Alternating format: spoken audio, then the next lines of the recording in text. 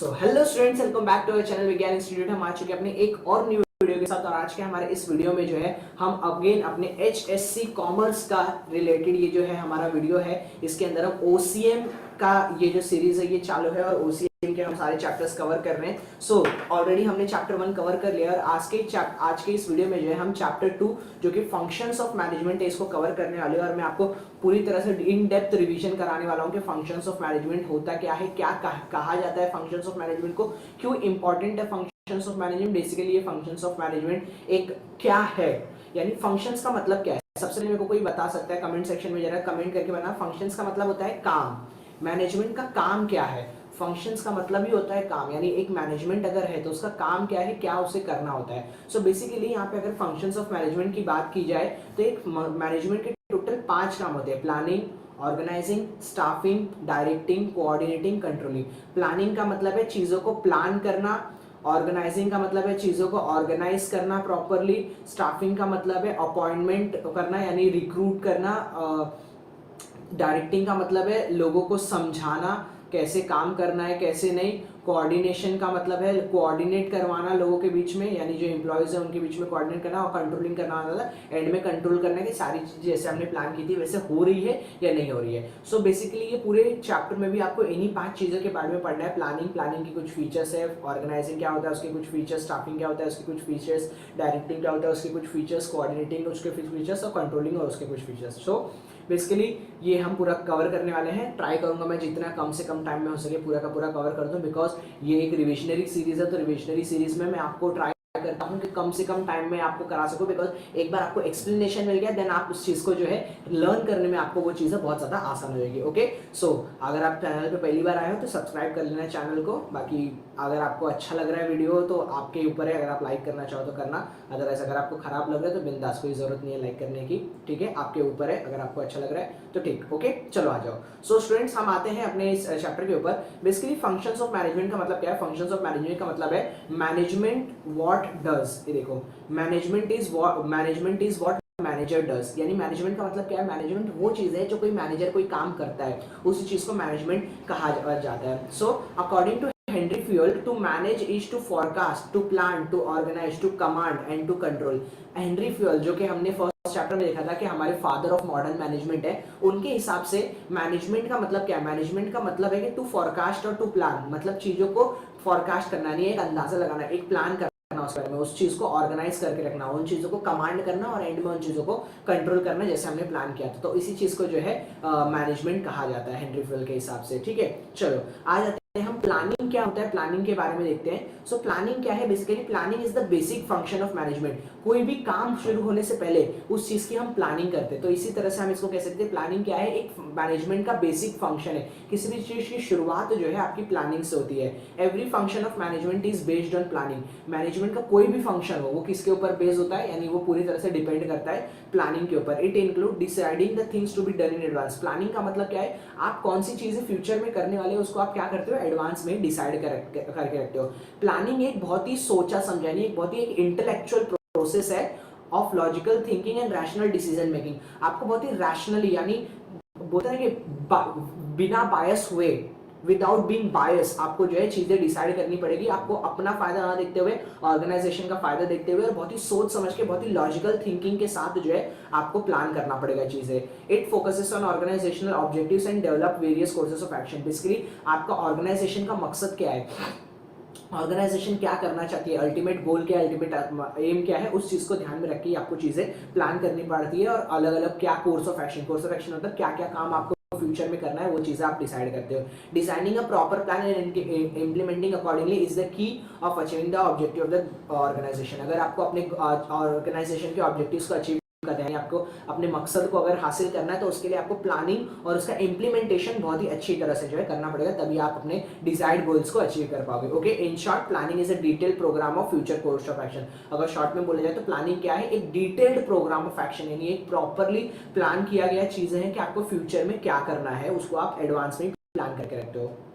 ठीक है, यहाँ पे कुछ डेफिनेशंस है, आप चाहो तो सारे डेफिनेशन पढ़ सकते हो, बट मैं यहाँ पे कूट्स एंड ओडोनल जो कि मुझे इजी लगता है डेफिनेशन, और इवन मैं आपको भी यही रिकमेंड करूंगा कि आप अगर लर्न कर रहे हो तो कूट्स एंड ओडोनल का डेफिनेशन लर्न करो। आप बोलोगे सर इतना बड़ा, आपके सामने तो छोटा सा डेफिनेशन है, बट स्टिल कुछ से नो टोनल का डेफिनेशन ईजी है, बिकॉज जब आप इंट्रोडक्शन में ये चीजें लिख दोगे ना, तो इंट्रोडक्शन में यहाँ से आप जितना चाहो उतना 2-3 पॉइंट उठा लिख देना इंट्रोडक्शन में। देन हाँ, अब मैं लास्ट यहाँ से जो है इस चैप्टर में से कोई भी आंसर अगर आता है ना, तो वो 8 मार्क्स के लिए ज्यादातर आएगा, 4 मार्क के लिए भी इस चैप्टर के, यानी 8 मार्क्स के लिए तो आ सकता है, और 4 मार्क के लिए भी जो है आ सकता है। यानी अगर 8 मार्क के लिए आता है तो आपको 10 पॉइंट लिखना है, और अगर 4 मार्क के लिए आता है तो आपको 5 से 6 पॉइंट जो है यहाँ पे लिखना है। ठीक है, 10 पॉइंट यहाँ पे तो कम से कम है, मतलब 10 ठीक है, 10 से ज़्यादा मत लिखना, 10 से कम भी मत लिखना। 8 मार्क के लिए 10 पॉइंट इनफ है, 4 मार्क के लिए 5 से 6 पॉइंट। और ये जो 10 मार्क का जो लिखोगे ना, सॉरी 8 मार्क का जो ये आंसर लिखोगे ना जिसमें 10 पॉइंट, उसमें पहले आएगा इंट्रो या फिर मीनिंग, आप जो चाहो हेडिंग वो डाल के पहले ये लिख देना इतनी बातें, फिर डेफिनेशन लिख के किसी एक पर्टिकुलर जो है पर्सन का डेफिनेशन लिख देना। तो यहाँ पे मैं खुद से नोट का डेफिनेशन प्रीफर करूंगा। ये क्या कहते हैं, planning is deciding in advance. Planning क्या है, हम डिसाइड करते हैं एडवांस में किस बारे में, व्हाट टू डू हमें क्या करना है, हाउ टू डू हमें कैसे करना है, व्हेन टू डू हमें कब करना है, and who is to do और कौन करेगा। Planning bridges the gap from where we are and where we want to go. Planning basically क्या करता है, वो गैप फिल करता है कि हम अभी इस समय पे कहाँ है और हमें कहाँ पहुंचना है, तो वो एक ब्रिज बनाता है उस गैप के बीच में, possible things to occur which could not otherwise possible. और प्लानिंग की वजह से हम उन इम्पॉसिबल थिंग्स को भी कई बार कर लेते हैं जो कि शायद हमसे नहीं हो सकता था। ठीक है, सो प्लानिंग ऐसी चीज है, अगर हम प्रॉपर प्लानिंग करते हैं तो इम्पॉसिबल थिंग्स भी कई बार जो है पॉसिबल हो जाती है। ठीक है, तो यहाँ पे वही बोला गया कि प्लानिंग के जरिए हम इम्पॉसिबल थिंग्स भी जो है कई बार पॉसिबल करवा लेते हैं। ओके, ठीक है, तो खुद से टोनल का मैं बोलूंगा कि आप डेफिनेशन कर लेना। ठीक है, आ जाते हैं हम इंपॉर्टेंस ऑफ प्लानिंग में। जैसे मैंने बोला था कि इंपॉर्टेंस का मतलब यही होता है कि वो चीजें हमें क्यों करनी है, उसका क्या मतलब है, यानी वो क्यों हमारे लिए जरूरी है। तो वो इंपॉर्टेंस जो है मैं आपके सामने यहाँ पे रखूंगा और हम जरा उसको पढ़ते हैं कि प्लानिंग का इंपॉर्टेंस क्या है, क्यों हमारे लिए जरूरी है।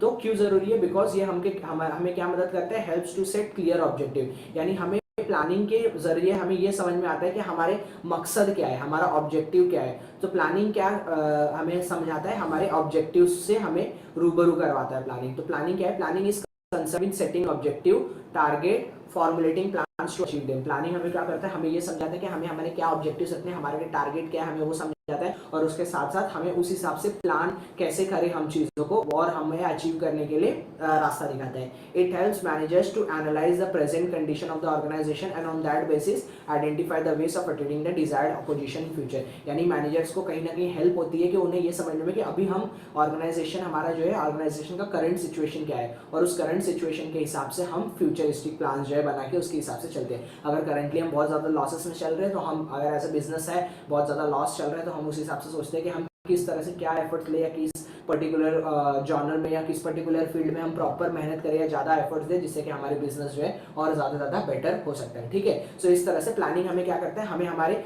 ऑब्जेक्टिव्स को क्लियर करता है, हमें हमारे ऑब्जेक्टिव्स को सेट करने में हेल्प करता है। दूसरा, provide path of action. Path of action यानी आपने चीजें तो प्लान कर ली, अब उस प्लानिंग के हिसाब से आप काम करोगे ना, तो इसी तरह से हमें एक रास्ता दिखाता है, हमारे लिए एक रास्ता बनाता है planning.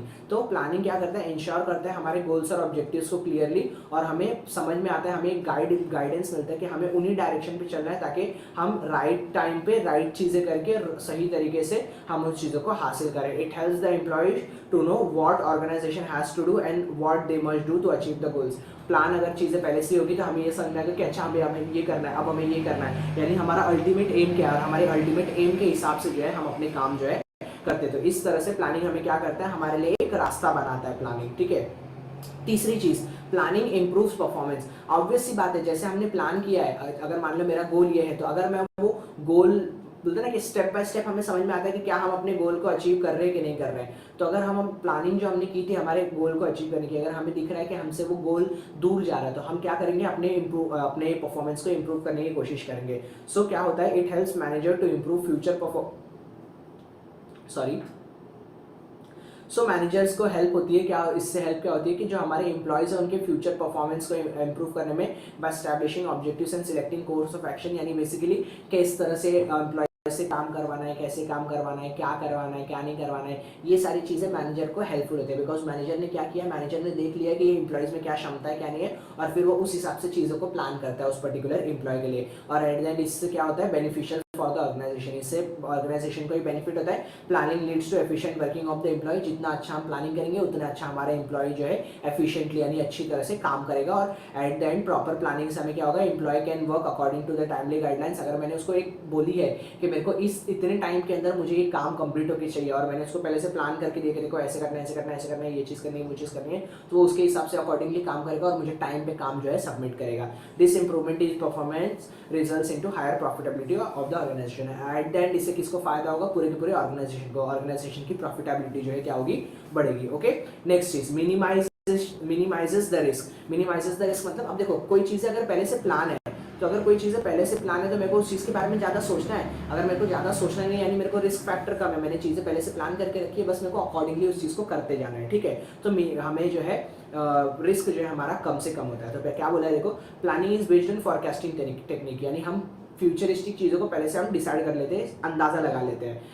It is the process of looking into future. Planning क्या है, हम फ्यूचर के बारे में सोचते हैं, फ्यूचर को एंटिसिपेट करते हैं, यानी हम अंदाजा लगाते हैं by deciding in advance the task to be performed. यानी हम एडवांस में डिसाइड कर लेते हैं कि हमें कौन सा टास्क परफॉर्म करना है। Shows the way to deal with changes and uncertain events. कई बार हम बिकॉज अगर हम प्लान कर रहे हैं तो हम अनसर्टेनिटी को भी ये देखते हैं कि हमको क्या रिस्क आ सकता है, हमें क्या दिक्कतें हो सकती है, वो चीज़ें भी हम पहले से सोच लेते हैं, हम पहले से चीज़ें सर्टन करके रखते हैं और उनके हिसाब से ही अगर ऐसे अनसर्टन कुछ इवेंट्स आए तो उसी के हिसाब से हम उसके रेमेडीज भी पहले से ढूंढ के रखते हैं। तो जो चांसेस ऑफ मान लो रिस्क के जो चांसेस है वो पूरी तरह से एलिमिनेट तो नहीं किया जा सकता, बट हम एंटिसिपेट करके उसको टैकल कैसे किया जाए, उसका सामना कैसे जाए, हम उसको जरूर कर सकते हैं। यानी हम पूरी प्योर एलिमिनेशन नहीं हो सकता रिस्क का, पूरी तरह से हम संकटों को हटा नहीं सकते, लेकिन उन संकटों का सामना करने के लिए हम पहले से तैयारी कर सकते हैं। It minimises the risk of future uncertainty of future, ठीक है। तो इस तरह से हमारा रिस्क भी जो है कम होता है। देखो पहले क्या था, हमें जो ऑब्जेक्टिव्स है हमारे वो क्लियरली सेट हो सकते हैं, यानी हम अपने मकसद को पहले से डिसाइड कर सकते हैं। मकसद हमारा डिसाइड है तो हमें कैसे काम करना है तो हमें एक रास्ता मिल जाता है, प्रोवाइड पाथ ऑफ एक्शन।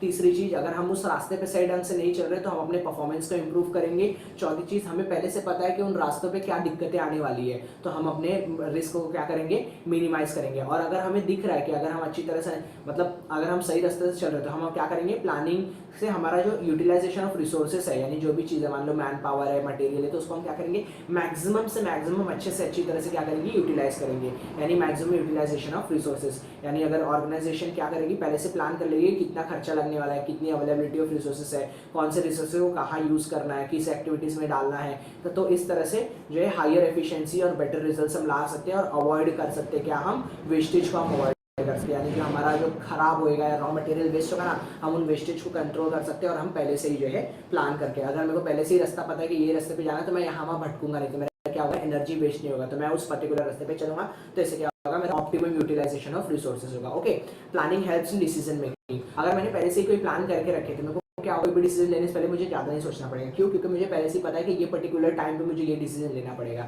तो इससे क्या होगा, there are various alternatives in front of the management. यानी कभी भी अगर कोई डिसीजन लेना होता है ना, तो हमारे सामने बहुत सारे ऑप्शंस होते हैं। तो for achieving goals, planning helps to management to select the best alternative by considering all positive and negative outcomes of the alternatives. और एक मैनेजमेंट का ये सबसे बड़ा काम होता है कि जब आपके सामने बहुत सारे ऑप्शंस है ना, तो आप ये एनालाइज करो कि वो ऑप्शन का, अगर मेरे पास 4 ऑप्शन है तो चारों ऑप्शन के कुछ प्रोज होंगे और कुछ कॉन्स होंगे, यानी कुछ पॉजिटिव एक्सपेक्ट्स होंगे और कुछ नेगेटिव एक्सपेक्ट्स होंगे। तो मुझे ये ध्यान देना है कि कौन सा ऐसा ऑप्शन है जिसका पॉजिटिव एक्सपेक्ट सबसे ज्यादा है कंपेयर टू देयर कॉन्स, यानी compare to their negative aspect, ठीक है। तो इस तरह से मुझे वो चीज़ों को ध्यान में रख के, और अगर मैंने बेस्ट अल्टरनेटिव्स को मैंने चूज किया तो मुझे ऑटोमेटिकली जो है उसका बेस्ट से बेस्ट जो है फायदा होगा। तो इसी तरह से, और अगर मैं चीज़ें पहले से प्लान करके रखूंगा तभी जो है मैं बेस्ट अल्टरनेटिव कर पाऊंगा। इस तरह से डिसीजन कई बार हमारे मदद करता है क्या, प्रॉपर अल्टरनेटिव चूज करने के लिए, जिससे हम प्री डिफाइंड गोल को जो है अचीव कर सके और मैनेजर को भी एक अच्छा डिसीजन लेने में जो है हेल्प होती है। ओके, सो इस तरह से प्लानिंग क्या करती है, हमारे डिसीजन मेकिंग को भी अच्छे खासा मदद करती है। ओके,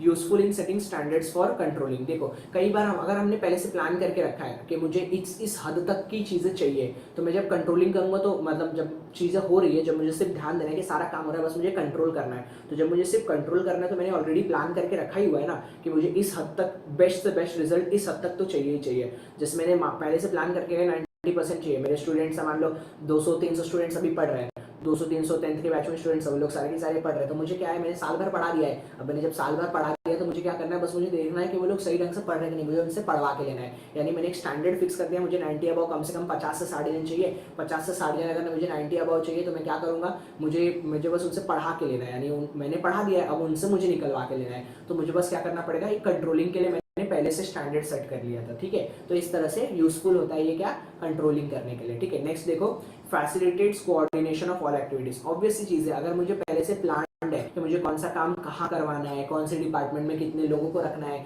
कहाँ पे कितने मैनेजर्स होंगे, कहाँ पे कितने एम्प्लॉयज होंगे, तो अगर मुझे पहले से सारी चीज़ें पता है तो मैं कोशिश तो यही करूँगा ना कि मैं कोऑर्डिनेट उनके एक्टिविटीज़ में और उनके लोगों में अच्छी तरह से करूँ।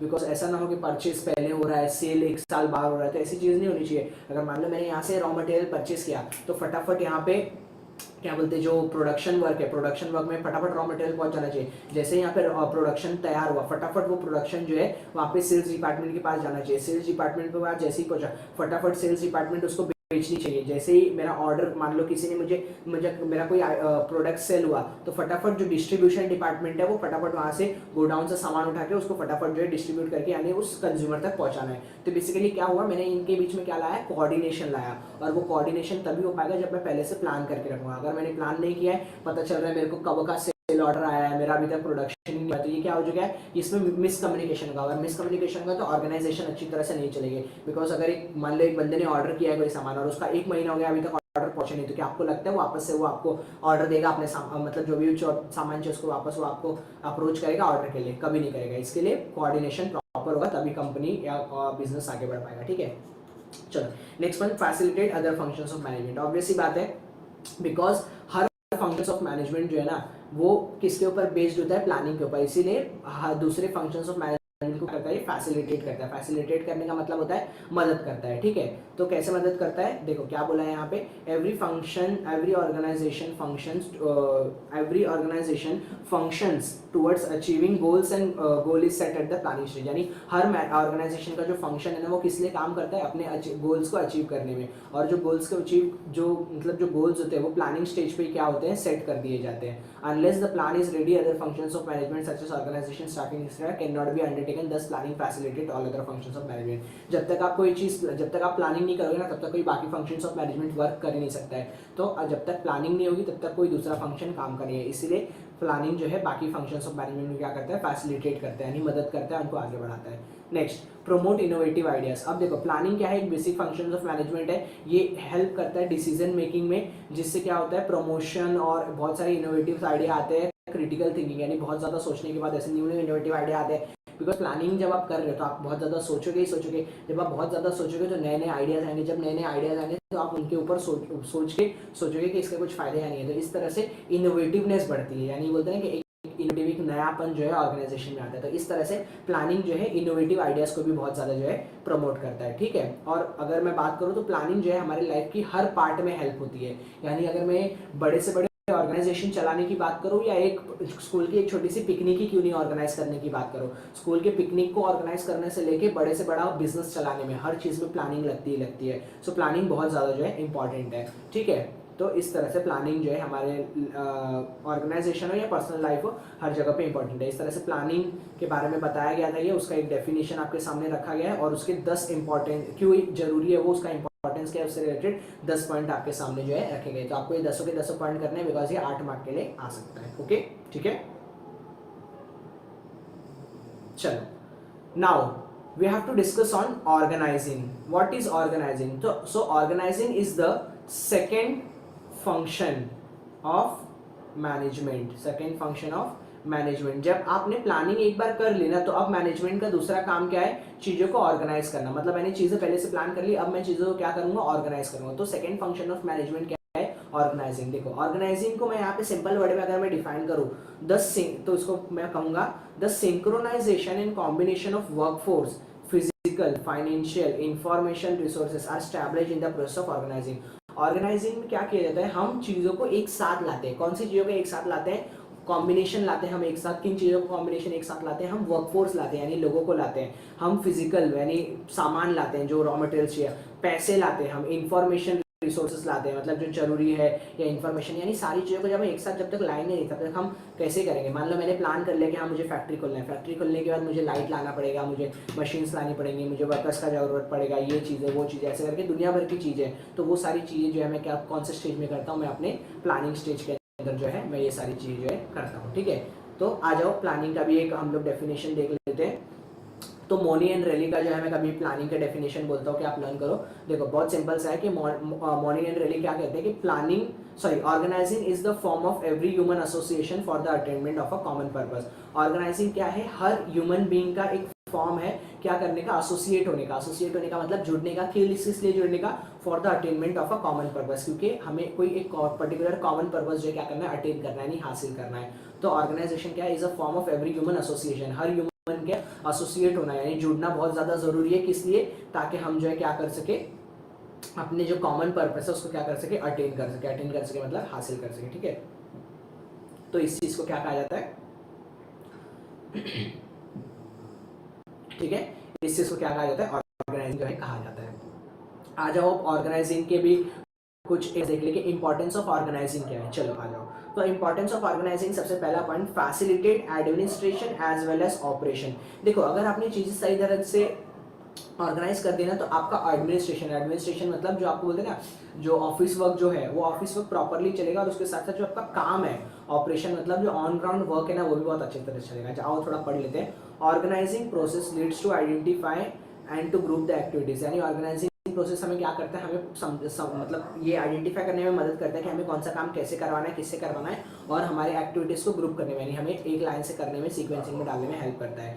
Grouping and assigning the activities in the task of administration whereas processing according to it is the operational activity. देखो लोगों को डिसाइड मतलब एक्टिविटीज डिसाइड करना और लोगों को एक्टिविटीज देना, ये किसका काम है, ये एडमिनिस्ट्रेशन का काम है। लेकिन उस काम को एक्चुअली परफॉर्म करना ये क्या है, ये ऑपरेशनल एक्टिविटी है।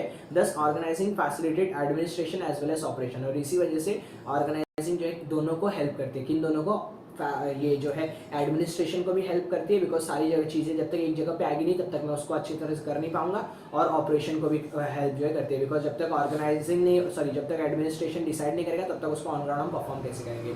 Due to the proper grouping of the task and the employees there is increase in production and reduction in wastage, और इस तरह से अगर चीज़ें प्रॉपरली डिसाइड होगी, प्रॉपरली ऑर्गेनाइज्ड होंगी तो मेरा काम जो है अच्छी तरह से हो सकेगा, और मेरा वेस्टेजेस जो है कम होगा, प्रोडक्शन मेरा बेस्ट से बेस्ट प्रोड्यूस होगा। Duplication of work is restricted and effective delegation become possible. मान लो ये अगर मैंने पहले से चुन के रखा है कि मेरे को इस काम के लिए चाहिए, उस काम के लिए चाहिए, तो मेरा काम क्या होगा, डुप्लीकेट नहीं होगा, यानी मेरा एक ही चीज़ के लिए मेरा बार बार जो है टाइम वेस्ट नहीं होगा। तो इस तरह से ये चीज़ें हो सकती है। ठीक है, अब आते हैं दूसरी पॉइंट के बारे में, क्या बोला, ब्रिंग स्पेशलाइजेशन, यानी अगर चीज़ें पहले से ऑर्गेनाइज होगी अच्छी तरह से, मेरे को अगर मैंने सोच के रखा है कि मेरे को परचेज डिपार्टमेंट में इतने लोग चाहिए, मेरे को सेल्स डिपार्टमेंट में इतने लोग चाहिए, तो मेरा इससे क्या होगा, मेरा स्पेशलाइजेशन आएगा, मेरी चीज़ें स्पेशलाइज्ड होंगी, यानी बेस्ट से बेस्ट तरह से जो है मैं अपनी चीज़ों को कर पाऊंगा। ठीक है, तो यहाँ पे क्या बोला है, organizational structure is a network of relationship in which the work is divided into units and department. Organization क्या है, एक बहुत ही बड़ा नेटवर्क है जिसके अंदर जो पूरा काम है ना वो डिफरेंट एस्पेक्ट्स में डिवाइड हो जाता है, अलग अलग डिपार्टमेंट्स में, अलग अलग यूनिट में जो है डिवाइड होता है। The division of work helps in bringing specialization, अगर चीज़ें प्रॉपरली डिवाइड है तभी जो है स्पेशलाइजेशन अच्छे से अच्छा आ सकता है अलग अलग एक्टिविटीज़ में, ऑर्गेनाइजेशन में। Specialization activity leads to organizational efficiency, और ऑब्वियस सी बात है, मैंने जैसे पहले ही बताया आपको कि अगर मान लो परचेज डिपार्टमेंट वाला जो बंदा है, अगर उसको बहुत ही अच्छी तरह से आता है चीज़ें परचेज करना, रॉ मटेरियल बहुत अच्छे से आता है, उसको पता है कि कौन सी चीज़ें कितने में मिलती है, कितने सस्ते में वो बार्गेनिंग करके ले सकते हैं, तो उससे क्या होगा, आपका रॉ मटेरियल का कॉस्ट कम होगा। जितना सस्ते में रॉ मटेरियल आप लाओगे, एट द एंड क्या होगा, जो कॉस्ट ऑफ प्रोडक्ट है वो भी कम से कम जो है होगा। ठीक है, सो इस तरह से अगर प्रॉपर्ली ऑर्गेनाइज होंगी चीजें तो स्पेशलाइजेशन जो आएगा। तीसरी चीज, डिफाइंस द जॉब प्रॉपर्ली, मैंने चीजें पहले से ऑर्गेनाइज कर रखी है तो मेरे को बताना पड़ेगा कि तेरे को ये काम करना है, तेरे को वो काम करना है, तेरे को वो काम करना नहीं। मेरे को क्या है, मैंने चीजें पहले से अगर डिसाइड करके रखी है तो मैं क्या करूंगा, putting the right man in the right job which can done by selecting people by various department according to the qualification, skill and expertise. अगर मैंने पहले से डिसाइड करके रखा कि मेरे को इस पर्टिकुलर डिपार्टमेंट में इतने लोग चाहिए तो मैं उस हिसाब से लोगों को हायर करूंगा ना, मैं राइट जगह पे राइट इंसान को रखूंगा और राइट क्वालिफिकेशन के साथ और सही स्किल्स के साथ। और ये इससे क्या होगा कि लोगों को ये मतलब अपना रोल पता होगा। जैसे अगर सेल्स डिपार्टमेंट वाला है तो उसको पता है कि उसका काम क्या है, वो मुझे ये नहीं बहाने देगा कि अरे मैं तो वो काम कर रहा था इसके लिए मेरा सेल्स का काम रहेगा। नहीं, तेरा काम क्या है, तेरा काम है सेल्स डिपार्टमेंट में सेल्स हैंडल करना है। तेरा काम ये है कि लोगों को तक किस तरह से हमारी सेल्स बढ़ानी है उसके लिए काम करते रहना। तेरा काम डिस्ट्रीब्यूशन का है, तुम्हारा काम है डिस्ट्रीब्यूट करना, तो तुम्हारा काम ही है जैसे ही तुमको ऑर्डर मिला, सेल्स डिपार्टमेंट ने तुमको इन्फॉर्म किया, तुम फटाफट डिस्ट्रीब्यूट करो, प्रोडक्ट पहुंचाओ कंज्यूमर तक, तो वो तुम्हारा काम है, तुम उधर बहाने नहीं दे सकते हो। सो इस तरह से अगर चीज़ें ऑर्गेनाइज होंगी तो जो है हमारा जॉब जो है प्रॉपरली डिफाइंड होगा और प्रॉपरली काम हो सकेगा। ठीक है, आओ नेक्स्ट पॉइंट देखते क्या बोला है, क्लैरिफाइज ऑथोरिटी एंड रिस्पॉन्सिबिलिटीज। मुझे वही चीज़, अगर मुझे पता है मेरा जॉब क्या है तो मुझे ये भी पता है कि मुझे कितनी रिस्पॉन्सिबिलिटीज मिली है, मुझे कितना ऑथोरिटी है, मुझे किस काम में कितना ज़्यादा जो है मैं डिसीजन ले सकता हूँ, और अगर मैंने डिसीजन लिया तो मेरी रिस्पॉन्सिबिलिटी क्या है। तो ये सारी चीज़ें भी बहुत ज़्यादा आसान हो जाती है अगर मुझे मेरा जॉब क्लियर है तो। ठीक है, उसके बाद स्टैब्लिश कोऑर्डिनेशन। अगर मुझे पहले से पता है कि मुझे किस तरह से कौन सा काम करना है तो मैं उस हिसाब से कोऑर्डिनेट करूंगा ना।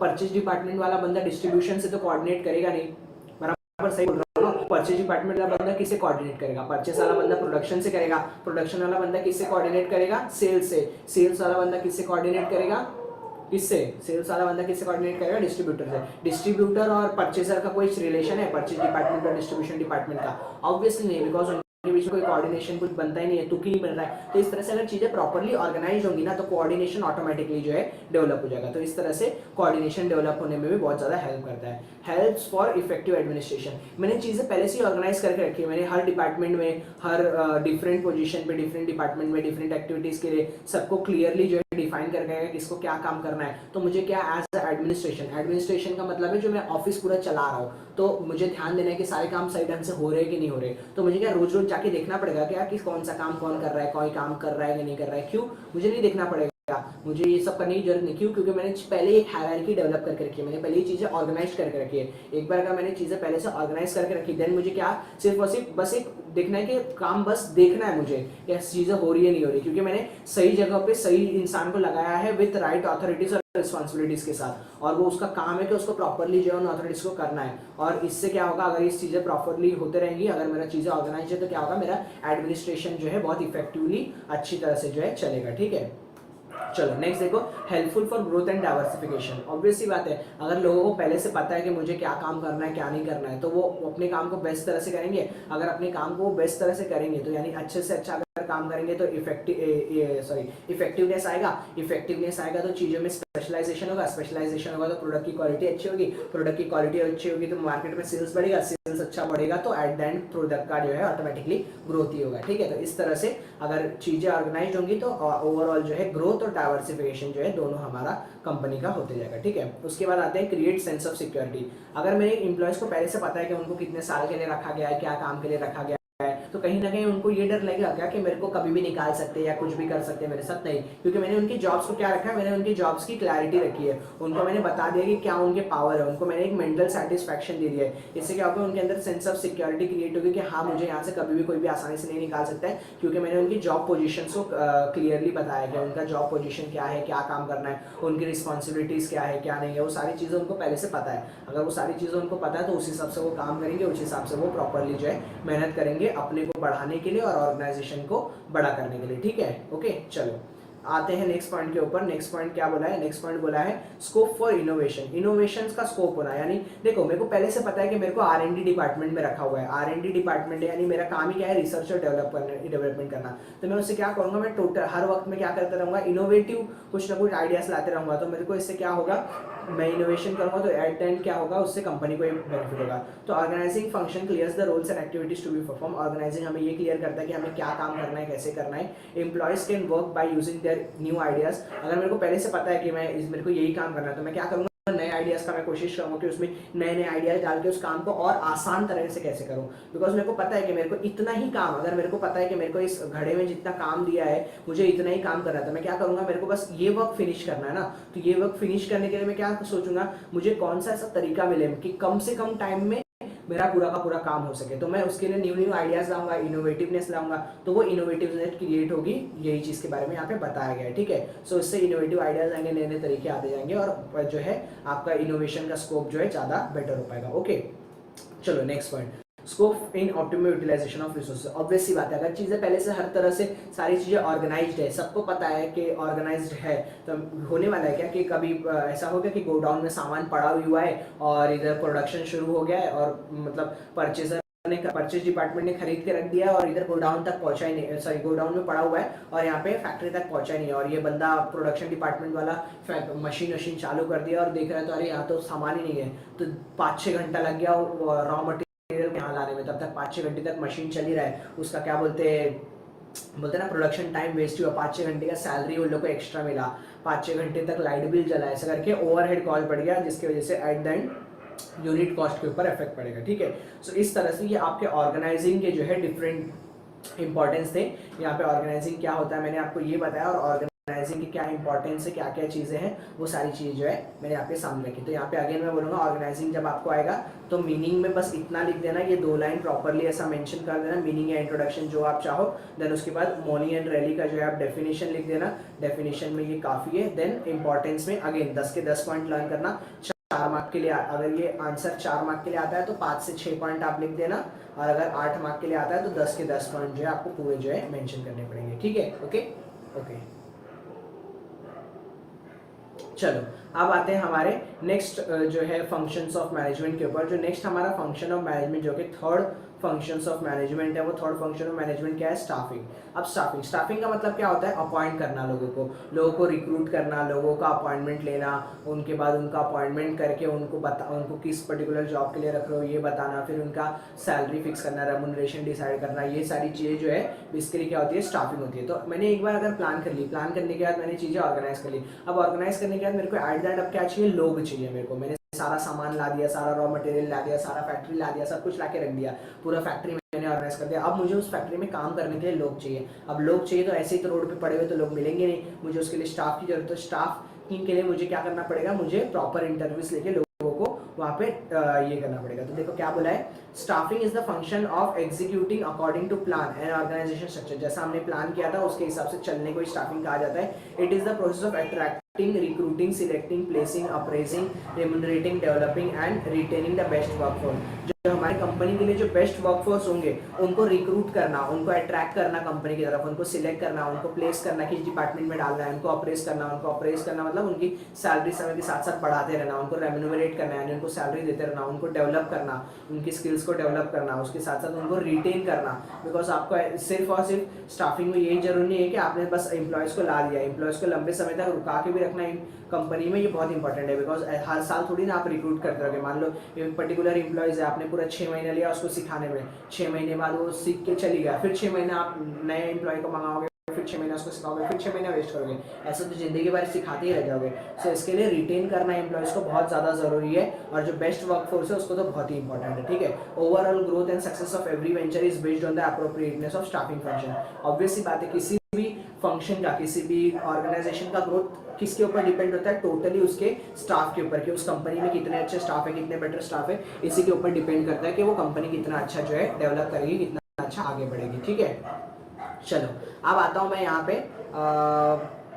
यहाँ पे भी एक हम लोग देख लेते हैं। ठीक है, लूथर गुलिक का जो है मैं आपको डेफिनेशन बोलूँगा यहाँ पे लर्न करने के लिए। इंट्रोडक्शन में आप इतना लिखोगे काफ़ी है, इंट्रो बोलो, मीनिंग बोलो, इतना लिख दोगे ओके। चलो आ जाओ, लूथर गुलिक का क्या पूछा है, staffing is the whole personal function of bringing and training the staff and maintaining favourable working condition. Basically staffing क्या है, एक पर्सनल फंक्शन है जिसमें आप स्टाफ को लाते हो, उनको ट्रेन करते हो और मेंटेन करते हो एक फेवरेबल कंडीशन ऑफ वर्क, यानी उनको एक ऐसा वर्क एटमोस्फेयर देते हो, एक ऐसा वर्क कल्चर देते हो जिसमें लोग काम करें और अच्छी तरह से काम करें और आपकी कंपनी को बेस्ट से बेस्ट फायदा दे, और प्लस आप भी उनको अच्छी तरह से रेम्यूनरेट करोगे ताकि वो आपके पास जो है रिटेन रहे। ठीक है, तो इस तरह से जो है ये होता है, क्या होता है, स्टाफिंग जो है ये फंक्शन। ठीक है, आ जाओ इंपॉर्टेंस ऑफ स्टाफिंग भी देख लेते हैं कि स्टाफिंग क्यों जरूरी है, उसका क्या इंपॉर्टेंस है। सबसे पहले इफेक्टिव मैनेजरियल फंक्शन। अगर आपके पास अच्छे स्टाफ है, काम करने वाले लोग अच्छे, तो एज अ मैनेजर आपके लिए एक आसान हो जाएगी चीज़ें, जो आपने चीज़ें प्लान की थी बस आपको उनको समझाना है। अगर आपने उनको अच्छी तरह से समझा दिया तो आपके जो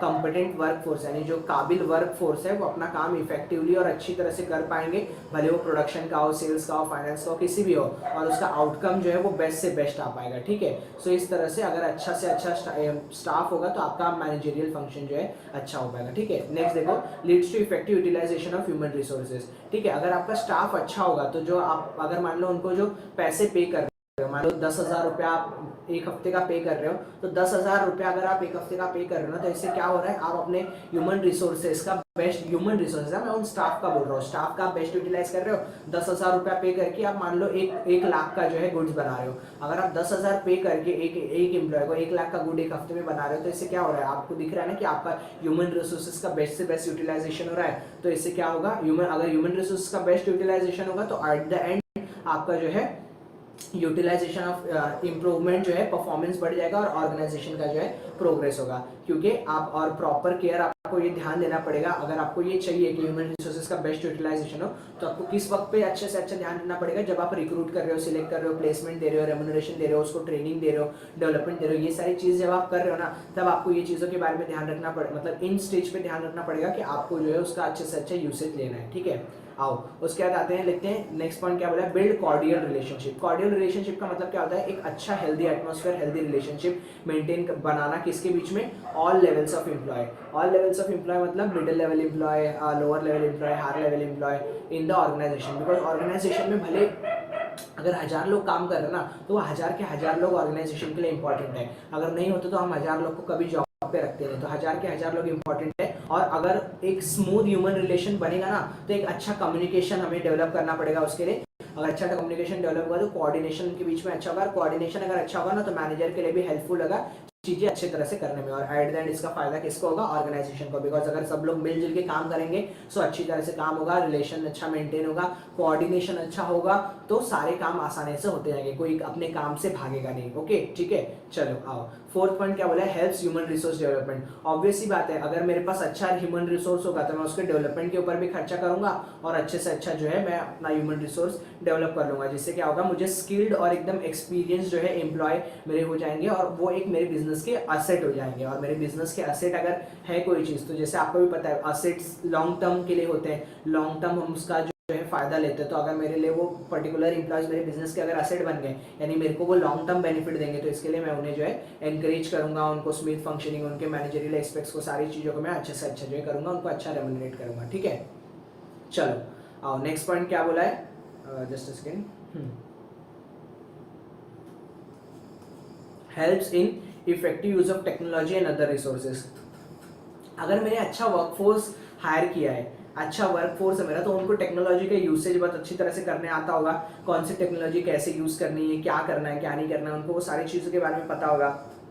और जो अदर रिसोर्सेस है उनको भी कितना यूज करना है, कैसे यूज करना है, यानी बेसिकली उनको क्या होगा, उनको सारी नॉलेज होगी, यानी वो लोग वेस्टेज कम से कम करेंगे और वो लोग सारी चीज़ों का बेस्ट से बेस्ट जो है यूटिलाइजेशन करेंगे। तो इस तरह से जो है बहुत ही, अगर मेरे पास स्टाफ अच्छा है तो मेरा जो है वेस्टेजेस कम होगा और मेरा टेक्नोलॉजी का यूज जो है बहुत अच्छे से अच्छा हो सकेगा। अभी मान लो हम लोग हैं, तो हम लोग ये टेक्नोलॉजी का ही यूज कर रहे हैं ना, अभी हम लोग यंग जनरेशन है, अभी हम लोग का पूरा टीम ऑलमोस्ट 19-20 ईयर्स का है, तो 19-20 ईयर्स का जो हमारा पूरा टीम है, तो हम लोग टेक्नोलॉजी यूज कर रहे हैं ना, हम लोग ने ऐसे लोगों को रखा है, प्लस जो ऑफलाइन टीचिंग कर रहे हैं वो भी ऐसे लोग हैं जो लोग उस चीज़ को अच्छी तरह से कर रहे हैं, हम लोग ऑनलाइन टीचिंग कर रहे हैं तो हमको अच्छी तरह से कर रहे हैं, यानी हम लोग ने वो टेक्नोलॉजी सीखी है। तो अगर हमारे पास एम्प्लॉयज अच्छे मिल जाएंगे कल को, तो हम उनको ये काम सिखा देंगे, एक बार सिखा दिया तो हम उनको ऑनलाइन में धीरे धीरे शिफ्ट कर देंगे। तो इस तरह से इफेक्टिव यूज ऑफ टेक्नोलॉजी जो है हमको अच्छे से अच्छा मिल पाएगा अगर हमारा जो है एम्प्लॉय अच्छा है, तो अगर वर्कफोर्स अच्छा है तो। ठीक है, चलो नेक्स्ट पॉइंट, हमारी एफिशिएंसी इंप्रूव होगी। ऑब्वियस सी बात है, अगर अच्छा वर्कफोर्स है तो अच्छा काम होगा, अच्छा काम होगा तो अच्छा प्रोडक्ट बनेगा,